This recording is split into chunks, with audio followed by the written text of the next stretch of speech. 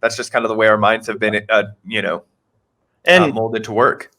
And I think that's a good segue too into another thing I wanted to talk about, which it seems like Trump's kind of he still wants to pretend that it's 2016, and he wants to pretend that anything he does, like in 2016, will earn him all this free media. Remember when he famously refused to do that one Fox debate because Megyn Kelly was moderating it, and it turned into this huge news story. It was like, is Trump going to show up?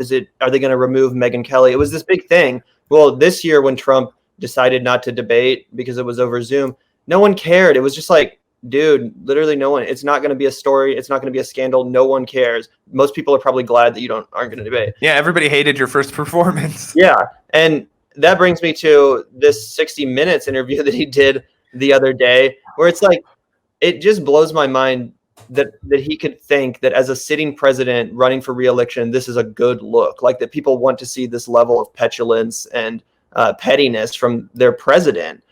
Again, it seems like something he would have done in 2016, and that the GOP would have, like, tough guy Trump, he stood up to the liberal media. But now that he's president and he's running for re-election, it's like people want to hear what the fuck you're gonna do. Yeah. How are you gonna stop COVID? How are you going to get me my job back? How am I gonna feed my children? So yeah, we don't have to watch most of this or much of it at all, because obviously it's 37 minutes and it's for the most part just standard, Trump refusing. Yeah, but the moderator's asking him, pretty basic kind of, why have you responded so horribly to this pandemic? Why, just basic pushback that's, totally expected given the fact that he has responded horribly to the pandemic. I mean, these are things that he needs to answer for, and he should have some sort of defense for, other than just whining and storming off. So I'll play just a little bit so you get a tone of the beginning, and then we'll go to the end so you can see him get up and decide that he's had enough. Yeah. 1 second. Close the door. There's never been anything like it. No. We are positioned like never before. We're going to have a fantastic year next year. Let me ask you what you think your the biggest domestic priority is for you right now. Ultimately, I'll tell you, it was happening. We created the greatest economy in the history of our country. And the other side was coming in. You know that's not true. It is totally true. No. Best unemployment numbers, best employment numbers, 160 million people working, highest stock market price. You wouldn't say that to Biden, what you just said to me. If he had it, you would never say that to Biden. We had the best stock market price ever. I will say one thing, that if there was anything that was going to be appealing about Trump, it's the fact that it is so obvious that they are refusing to hold the same standard to Joe Biden that they hold Trump to. It's so fucking obvious. I say this as somebody who is going to cast my vote for Joe Biden and have nothing but contempt and disdain and loathing for Donald Trump. It's fucking obvious. Like, he's 100% correct that they would have never said that to Joe Biden, Barack Obama, George Bush. They would have never said, that's not true. Like, of course it's not true.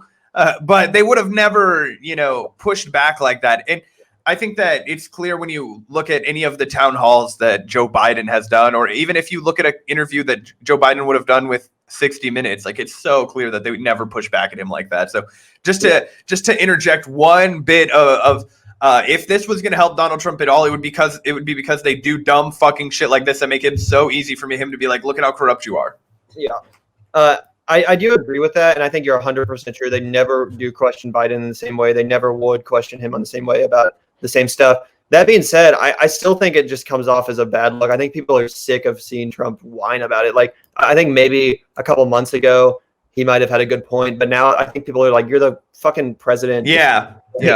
Stop whining your... Oh, yeah, I definitely don't think it'll turn the tides for anybody who hasn't, made up their mind already, but I just think it is so obvious that it's one of those things where it makes it easy for people to call the Democrats corrupt too.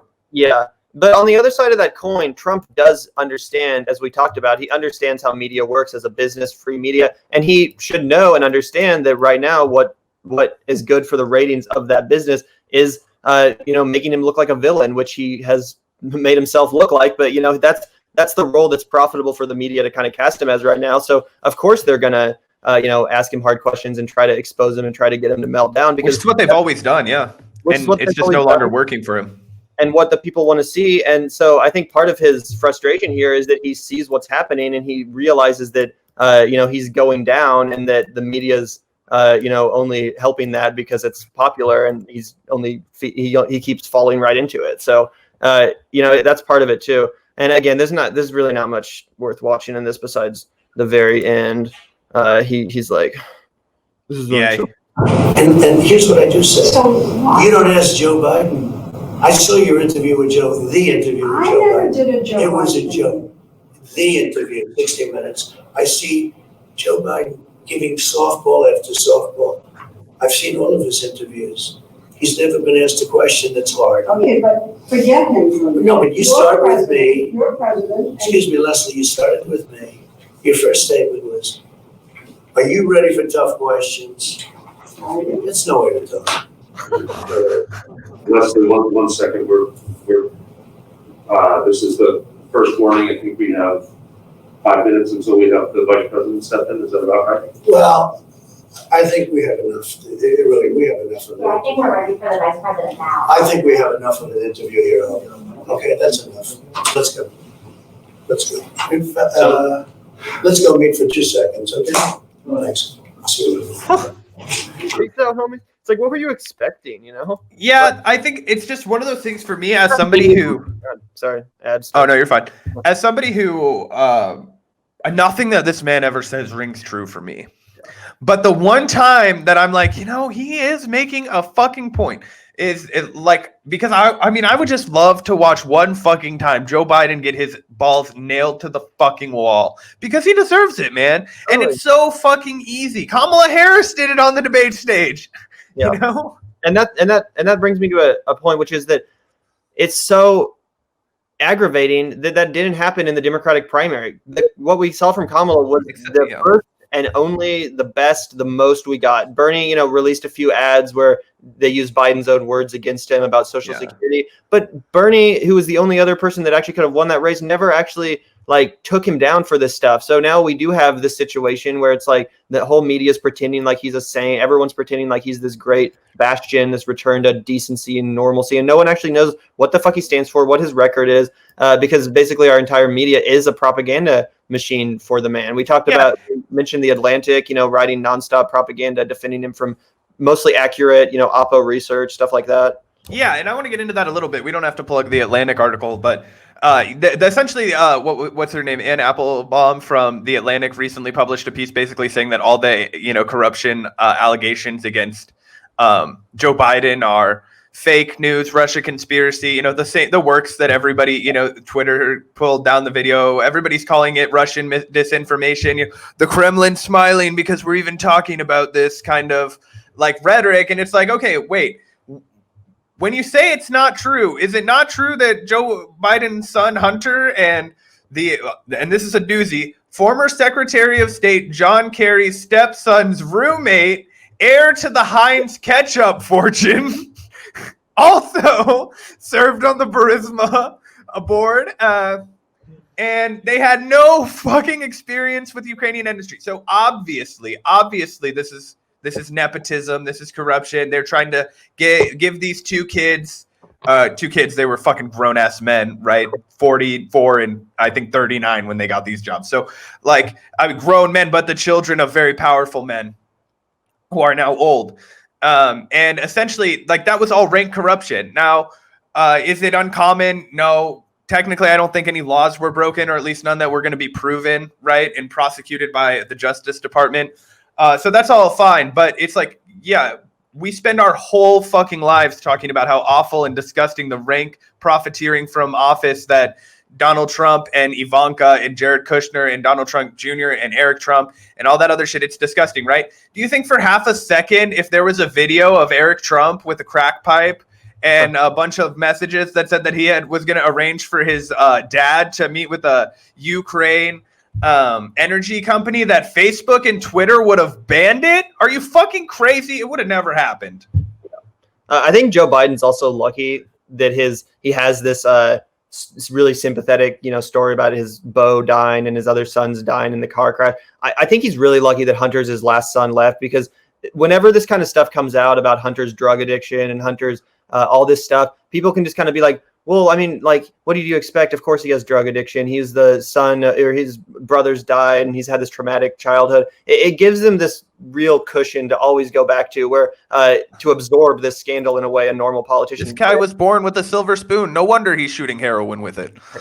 Yeah, exactly. But I just feel like people like, and also just because Trump is of course so bad too. The kind of corruption that Biden is engaged in is of course obvious corruption to me or you, but to people in the media, they're just like, what's the story here? This is what every senator's doing with their family. Everyone in Washington is cashing in on their name and their power. So fucked that everybody just knows that this is the rank corruption. But anyway, the media doesn't really get the importance of this, and also because and why it's not really landing with the public, I feel like, is just because Trump's doing it way worse. I mean, his kids have benefited 100 times worse than Hunter. So it's like with the issues that are so much bigger right now of COVID and the recession and evictions and people's lives in shambles, I do think they're more likely to just be like, I don't give a fuck about this. And if you're not following the details of it either, I can understand how it just comes off as total fucking noise. If you're just a normal person and you're hearing about Hunter Biden, you're like, what is this about Ukraine? Oh, 100%. And that's why Trump shot himself in the foot on the debate stage, because he was going too niche, right? Yeah. Like, I think you said that right after the debate was over. He went too specific, too grainy. If you're not in the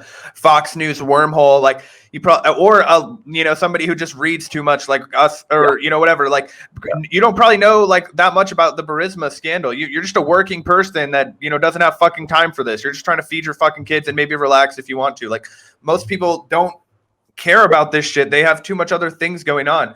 And I think you're right that it doesn't play well because of that. But I just think that it sucks that there is absolutely no standard in the fucking there's no standard at all to put any pressure on the Democratic candidate at all when it's so obvious. They can't even put in they can't even play fair. It's so and on top of all of that, like, they're maintaining this whole aura of like credibility and like pompousness and just like holier than thou attitude and sanctity of the objective press, and like people with a perspective are fucking ruining real journal. It's like, actually, go ahead. Oh, I was just gonna say, also it's annoying seeing all these mainstream journalists chastise the New York Post, which of course is a complete fucking rag, but they're saying like, oh, they're been a rag for 200 years and nobody had a problem with it. And the methods they obtain this story with are no shadier than any of the sources or methods that a lot of the liberal media is used for these unsubstantiated Russiagate stories. Yeah. The Steele dossier, like, are you really the ones like where's the P tape? Yeah, the P tape, huh? Like all that shit. At least there's actually evidence for the Hunter Biden stuff, There's actual footage of the Hunter Biden stuff. A hard drive. Like, I mean, imagine if they found a hard drive on Rudy Giuliani's computer proving that, he met with some Russian asset in Prague or like, all this. Yeah. I think Jack Dorsey would have saw to it that until it was fact checked, anybody was banned if they published it. Yeah. So I think this whole thing is just a great microcosm of how, the media works, but also of how I feel like this always happens around election season where, one of the parties will, kind of come up with or manufacture this story that they think is this huge scandal. But in reality, a lot of people are just like, they couldn't care less unless you're really into the weeds and you're already made up your mind. I mean, even impeachment was like that. Yeah, totally. Or like on the Republican side, remember when they wouldn't shut up about Benghazi? Like I bet 50% of the public during that time couldn't even tell you what the Benghazi scandal was about. But we heard about it nonstop. And then Russiagate was essentially the Democrat Benghazi. Yeah.